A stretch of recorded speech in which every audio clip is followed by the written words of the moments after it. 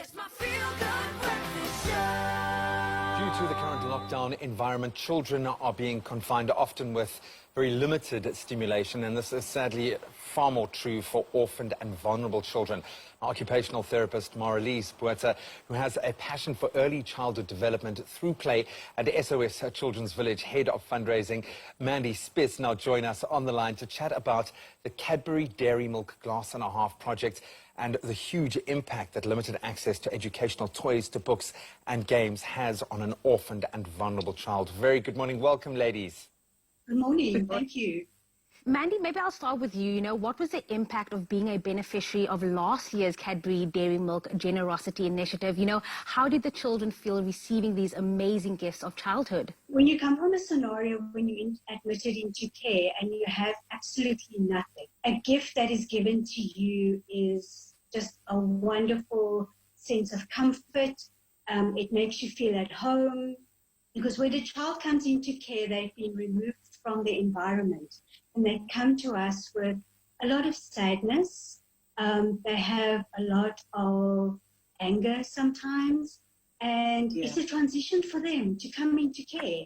Strange environment, new people. Although we create a family-like environment for them, when they have access to these toys, books, and games that were so very generously donated, they are able to grow as little people. What I've seen from my experience from being in a village for almost 20 years is the amazing transition that can happen when you first admit a child into care and they've been with us for a number of months, and you see the huge improvement, you see the growth, you see the development.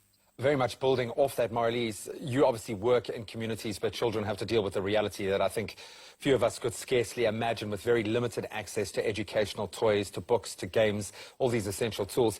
In your experience, why is facilitating play so important, especially in those disadvantaged communities? Through play, children develop more than just the social interaction, but also the other necessary skills. Mandy mentioned the social interaction, but through play they learn how to share, how to do conversations, but more than that, the gross motor, fine motor, as well as the planning skills that they learn is the foundation of their early development and then their success in school. So if we look at that, through play, we actually give them so much more than just the interaction, but the foundational skills that they need later in life is so important. So we're actually giving them a gift for their future. And we see this now, with some schools being closed, no volunteers are allowed to visit, and, the added stress on care workers. What are some of the challenges that you see, especially over this period, for the children under your care? Our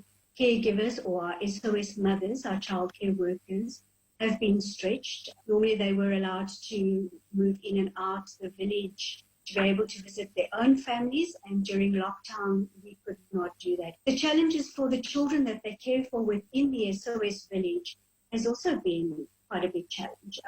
Firstly, they've noticed that the children eat a lot more because they're indoors, and keeping them entertained, making sure that when you have a house, an SOS house with other SOS brothers and sisters right next door, and you want to go play and visit, and that's not allowed, that's difficult to explain to little ones to understand. Why is facilitating? Because you can't force it. It has to be created, an environment that is conducive, that has opportunities in particular to allow children to play under your care.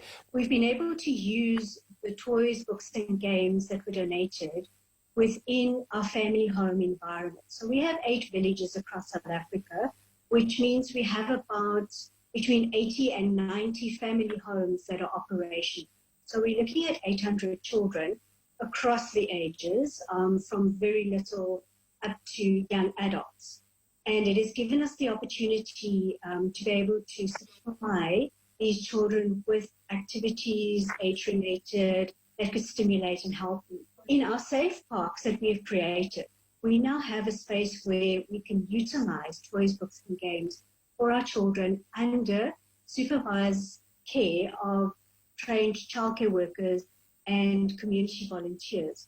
And on top of that, we would like to see digital skills also being included and having our children access technology, because that is where the future lies. Definitely. Inclusion in a very modern digital era. Love that. And Marilise, maybe you can add on to that. You know, what results have